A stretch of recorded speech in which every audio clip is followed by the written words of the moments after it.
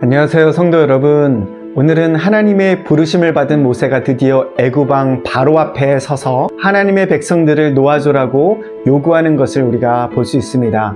하지만 바로 왕은 이를 거절했고 하나님은 애굽에 10가지 재앙을 내리십니다.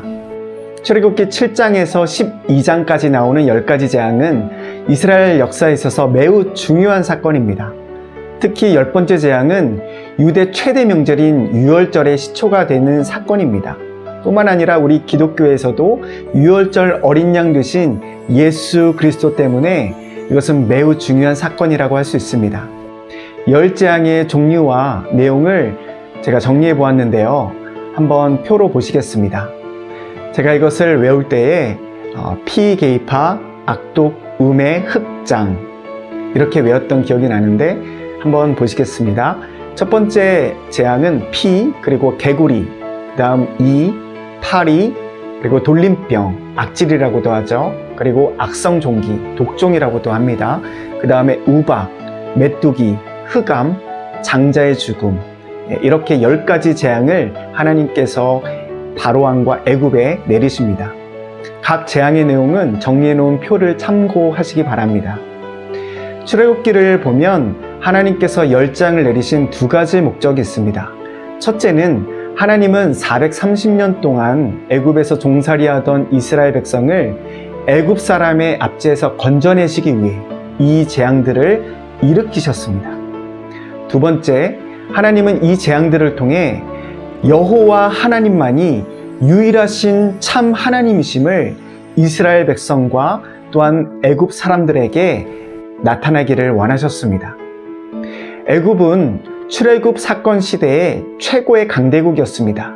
그리고 애굽, 즉 이집트에는 수많은 우상들이 있었어요. 고대 애굽은 다른 많은 고대 국가와 마찬가지로 모든 자연의 움직임에는 신들의 힘이 작용한다고 생각했습니다. 따라서 그들은 세상의 모든 만물이 신이 될 수 있다고 생각했어요. 이것을 범신론이라고 하는데 이집트인들은 수많은 자연 만물들을 우상으로 만들고 섬겼습니다. 제가 10재앙과 관련된 이집트 신들에 대해 표를 한번 정리해 보았습니다. 첫 재앙이 나일강에서 일어난 것은 매우 적절했습니다. 왜냐하면 이집트에게 나일강은 생명줄과 다름없었기 때문이에요.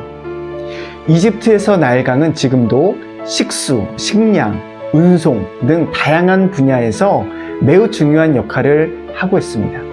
따라서 이집트인들이 나일강을 신으로 섬긴 것은 결코 놀라운 일이 아니었습니다. 따라서 이집트는 나일강의 신, 하피, 그리고 크눔을 신으로 숭배했어요. 그러나 하나님께서는 첫 이적을 보여주심으로 생명의 원천인 나일강이 오염되는 굴욕으로 재앙이 시작되었습니다.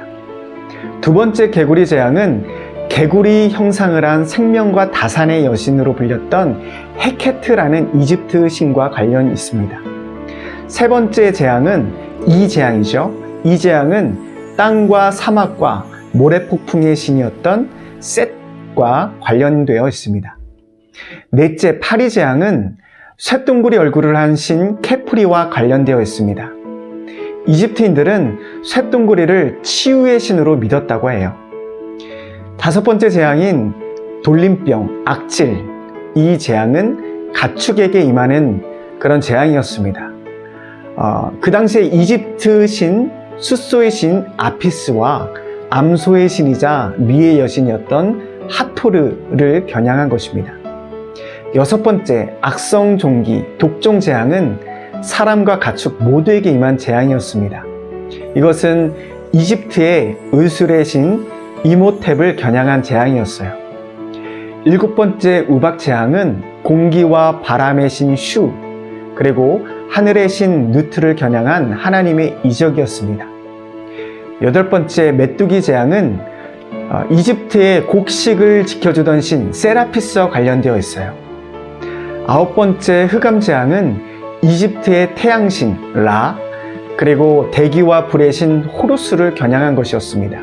이들은 모두 매의 얼굴을 하고 있는 특징을 갖고 있어요. 10번째 장자의 죽음 재앙은 창조와 생명의 신 프타, 어머니의 여신으로 어린이의 수호자라고 여겨졌던 이시스, 그리고 생명과 부활을 주관한다는 사후세계의 신 오시리스를 겨냥한 하나님의 심판이었습니다. 이처럼 이집트에는 정말 많은 우상들이 있었습니다. 따라서 바로와 애굽인들은 이집트가 강성해진 이유가 그들이 숭배하던 신들의 보살핌 때문이라고 믿었어요.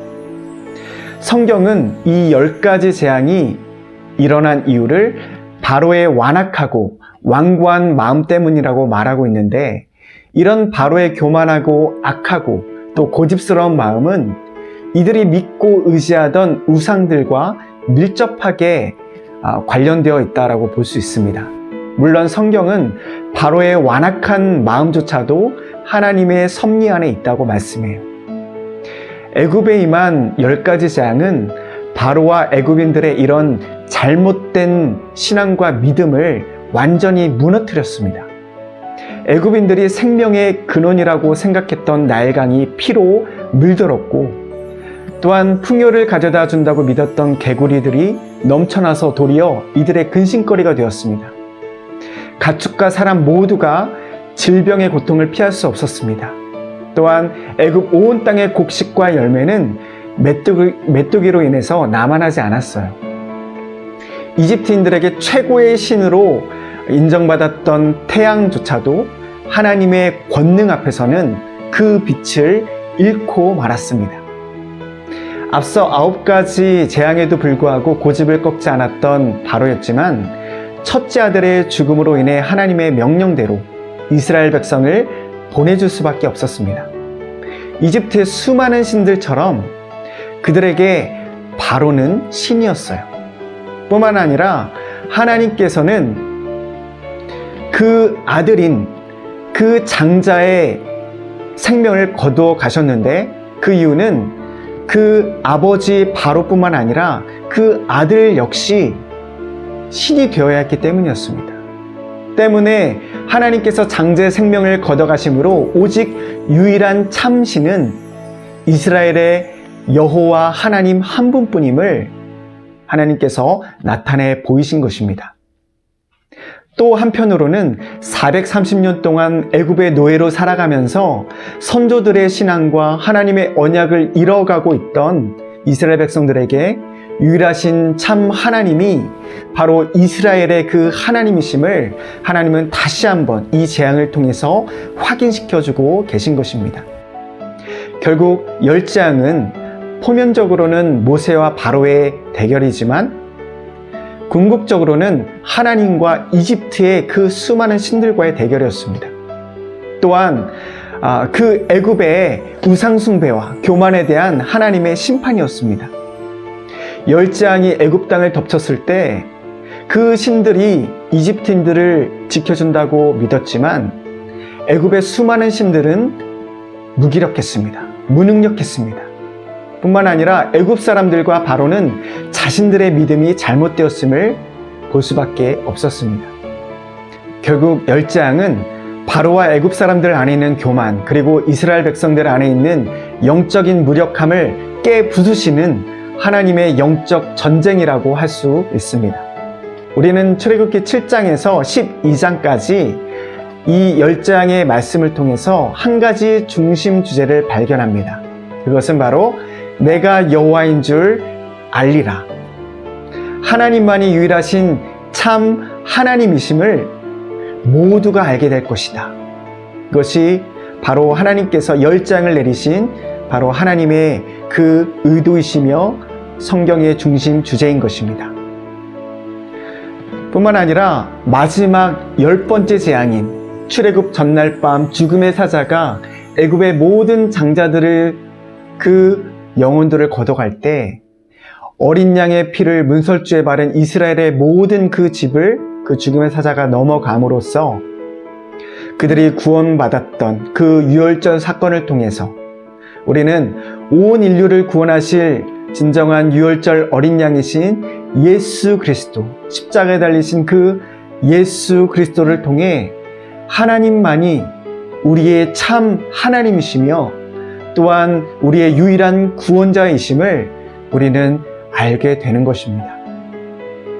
여러분, 오늘도 우리가 우리에게 있는 그 모든 우상들을 다 소멸하시고 우리의 참 하나님이시고 유일한 구원자이신 하나님만을 바라보게 하시는 그 하나님을 우리가 경험하시고 그 하나님을 바라보며 그 하나님과 동행하시는 저와 여러분 되시기를 주님의 이름으로 축복하고 소망합니다.